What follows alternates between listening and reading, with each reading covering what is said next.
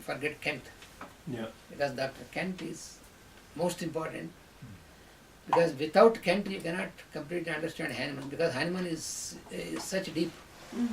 So Kent made it easy to get into Hahnemann, what Hahnemann has given. So Kent, that is why always master used to advise the homeopathic students first to read Kent, lectures on homeopathic philosophy. Master always said, you first read lectures on homeopathic philosophy of Kent, then try to understand Organon of Hahnemann. Otherwise you cannot. And of course now we have the teachings of Master E.K., therefore we could, even before Kent we have Master E.K.'s teachings, then it is more easier for us to understand Kent and then Hahnemann. This is what actually, first time when I went to Germany, some of our German friends, when I first gave homeopathic lecture there, I told them that it is in your own language, it is originated here. You can read Organon.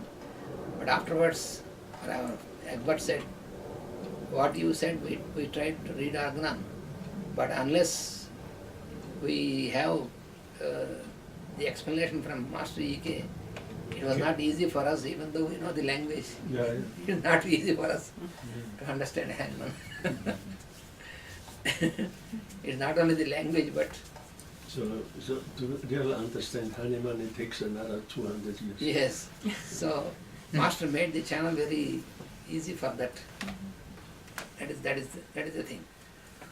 So, in homeopathic remedies, we have certain remedies which have this capacity to eliminate the effects of the unrequired things, and therefore even the effects of the other unrequired medicines, because when we get patients, almost we can say 90% of patients, they come to us only after being treated very much in the classic in normal school medicine with all these medicines, poisoning medicines. And also even some cases we get after a nonsensical homeopathic treatment also. Because when the homeopathic remedies also are indiscriminately used in allopathic way, in allopathic manner, so it's very difficult. So it is more difficult than the case comes from allopathy. Wow. So therefore, we require certain medicines which we can administer, which can, first we have to neutralize all these things. Before that we cannot get the real symptoms. That is the problem. Unless you get the real symptoms of the person, you cannot make the totality of the case and you cannot select a proper remedy. It's a big task. So, therefore we have to start with neutralizing all these effects of this, and that takes some time in the beginning. So, one of such remedies is sulfur is also one of such remedies. But what Kent says, Kent is very interesting what Kent says. Well, he explains about sulfur. He says, the most efficient homeopath also uses sulfur many times because it is indicated. But the most ignorant fellow also uses sulfur many times. Because now we have some homeopaths, they say that because sulfur is antisoric, high king of antisorics, we give sulfur to everybody to clean away. So that is wrong. That is what Kent said. It is wrong understanding. It is not homeopathic approach. So that is what he says. So that is true that in the treatment of every person, it means in treatment of any case, every case almost, in chronic treatment, at certain stage you need to administer sulfur. That is true. In almost many cases in chronic treatment, at one stage or other, you will have an indication. You will always administer remedy only when it is indicated. That is the rule. Without indication, blindly you cannot administer the remedy. But you will have an indication, and invariably sulfur is indicated at any of these stages, because there are many reasons for this. Sulfur also has the capacity, when another remedy which is indicated cannot act properly because of the blockage, then the sulfur will deblock this and make the another remedy to act. That is a special quality of sulfur. Deblockage.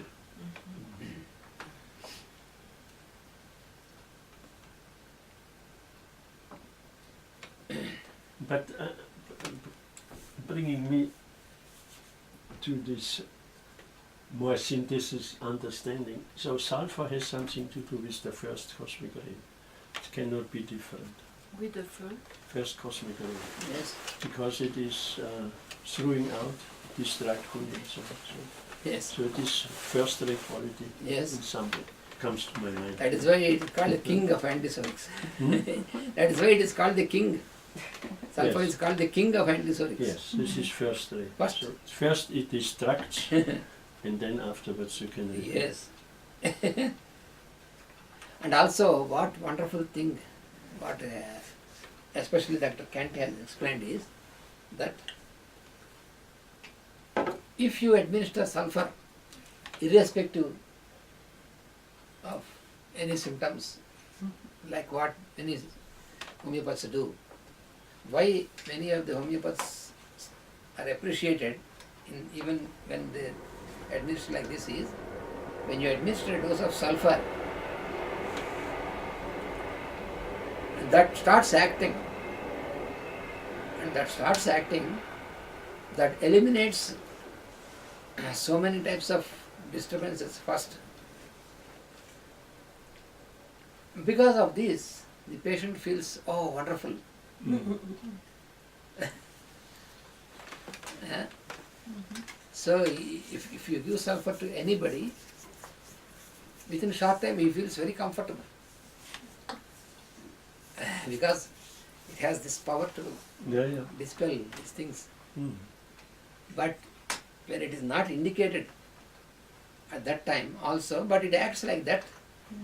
But afterwards, once again, it comes back because it is not at that time it is not indicated. That is what Kent says. That is what Master has explained so much to us very clearly in his lectures. Because that is very... You see, when karma manas comes in, is the disturbing factor. Yes. This is wishful thinking. When you treat Even in treatment also we should not have wishful thinking. Yes. That is why Hanuman said... Therefore the glamour is everywhere, Yeah. in very fine layers. That is why Hanuman said in the Arganam, the physician should be an unprejudiced observer. Yeah. That is what he said. The qualities of physician should be unprejudiced observer. And the patient also. The patient also should learn this. Yes.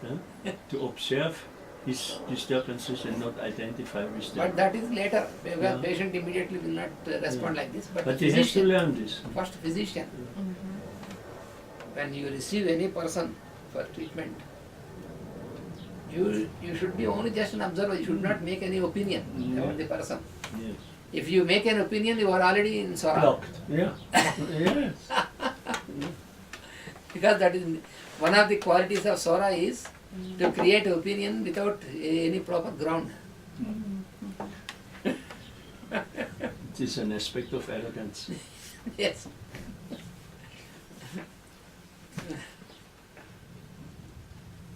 You see, these are all It's very the subtle. This disease. is very subtle. Subtle. This is the real disease. Yeah. But today, if you tell this to doctors, they say nonsense because it is not. Because they are also patients without knowing. Because this is not on the physical plane. The doctors are also patients. So that is why Hanuman said, physician should be an unprejudiced observer. Yeah.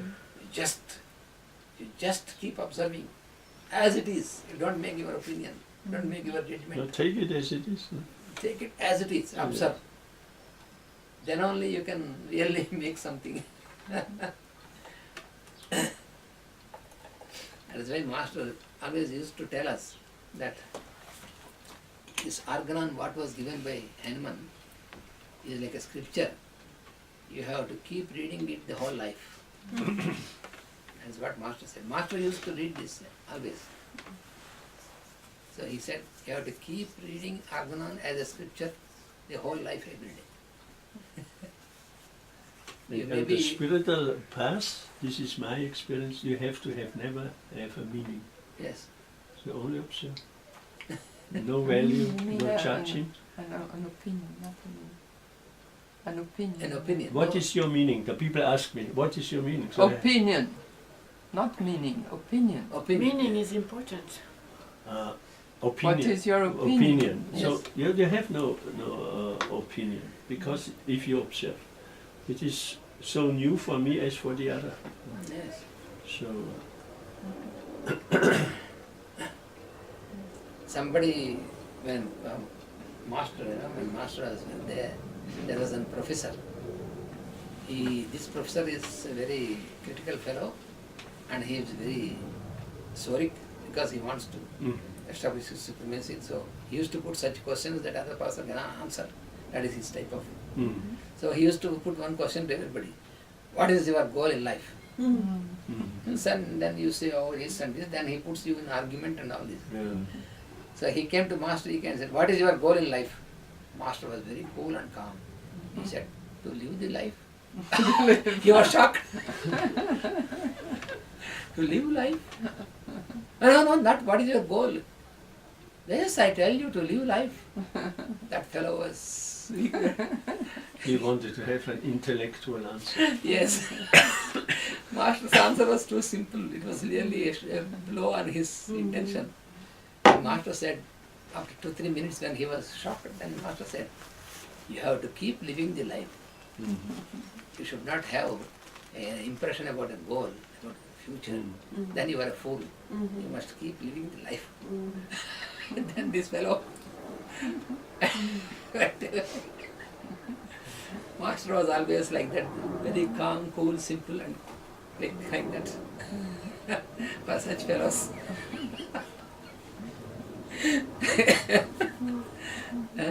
The same fellow once came and asked, do you believe in God? Master said, no, I don't believe.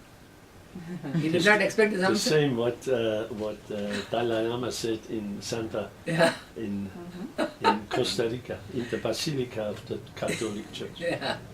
He said, I do not believe in God. Because he was expecting that the Master will say, yes, I believe in God. Then he wanted to put into argument and pull him into argument and then fight. Master said, I don't believe in God. Then next what he has to speak, he was blocked. He was blank in his mind. And then after 2-3 minutes, Master smiled and said, why should you believe when you always experience in something, why should you believe? He was like this. Was not very clever this man. He was a professor, but Yes. many others were. He could puzzle many others intellectuals. And Master is not intellectual, therefore he was always. But he wanted to establish his supremacy over him also, because he knows he is very famous, and he is in his view this Krishnamacharya is influencing so many people, so he want to block him. So somehow to enter, so he used to make an effort like this.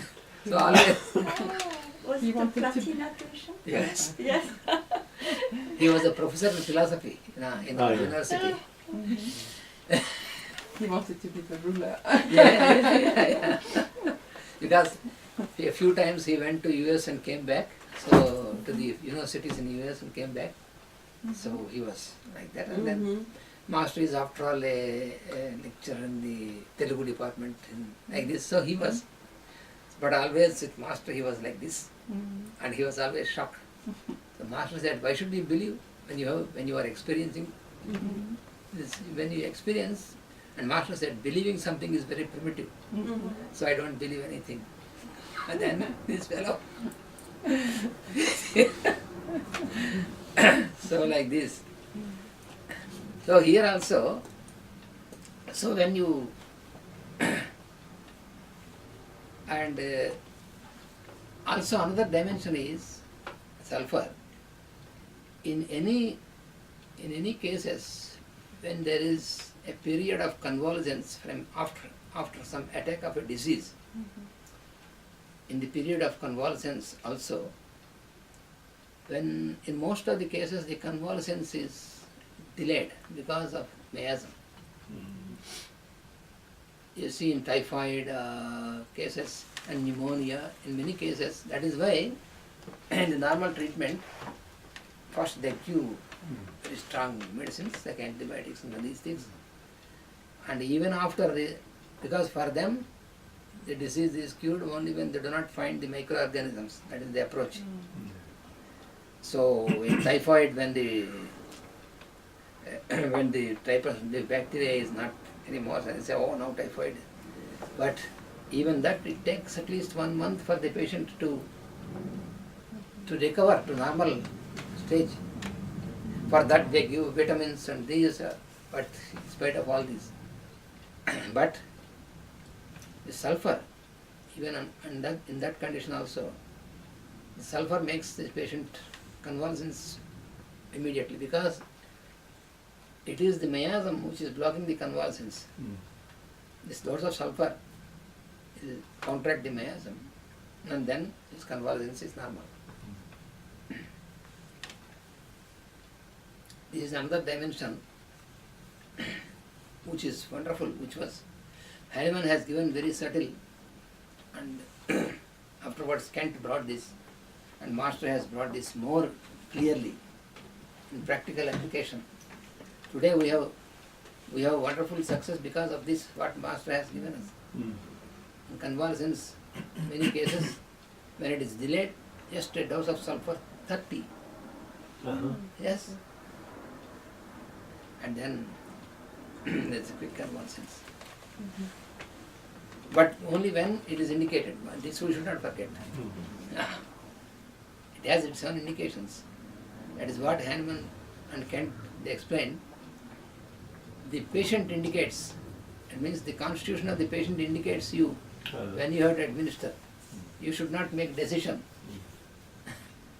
That is what Kent says, that in allopathic medicine, the physician prescribes the medicine to the patient. In the homeopathic, the patient indicates the remedy to physician. This makes that difference.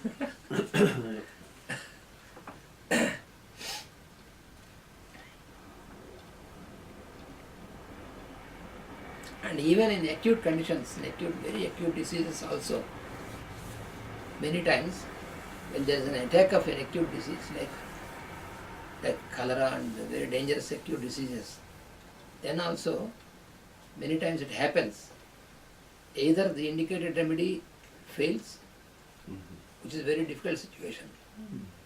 Because in acute conditions, you will have no time. When you administer the remedy, you should act in a few minutes immediately, otherwise the patient will die. So in such cases, if you have selected the right medicine, you have given the right potency, but if it does not act, then you are helpless. So then, this is here also, it is the miasm that blocks. Due to this reason, you have to deblock this, and sulfur is one of the main remedies which can do that. So a dose of sulfur, even in 6 dilution also, 6 CH also. Because in such conditions, in lower dilution, 6 CH is enough. And maximum 30 CH is enough. Immediately it takes over. So such dimension is also there in sulfur. One dose only. Yes, 1 dose. Just 1 dose. Because it is so powerful.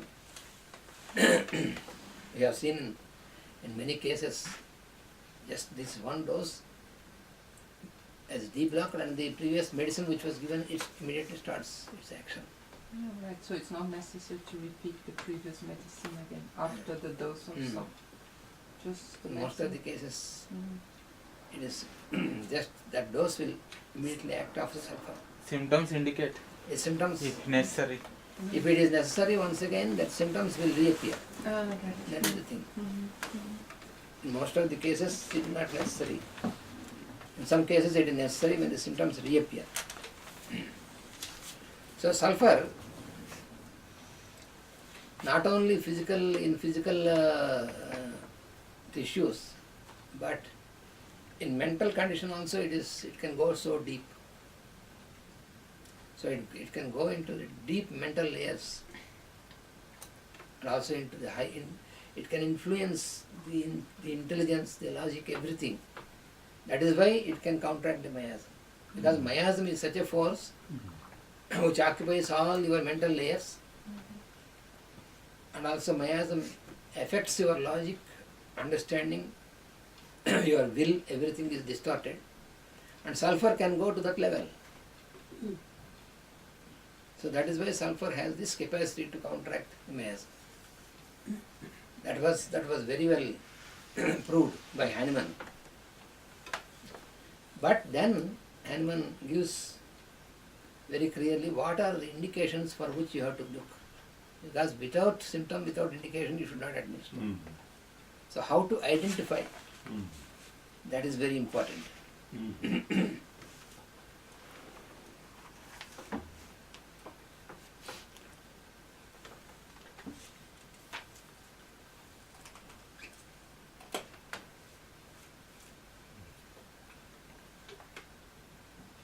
You have 5 minutes or 10 minutes tea break. Ah, yes, we can. Okay. Okay. 11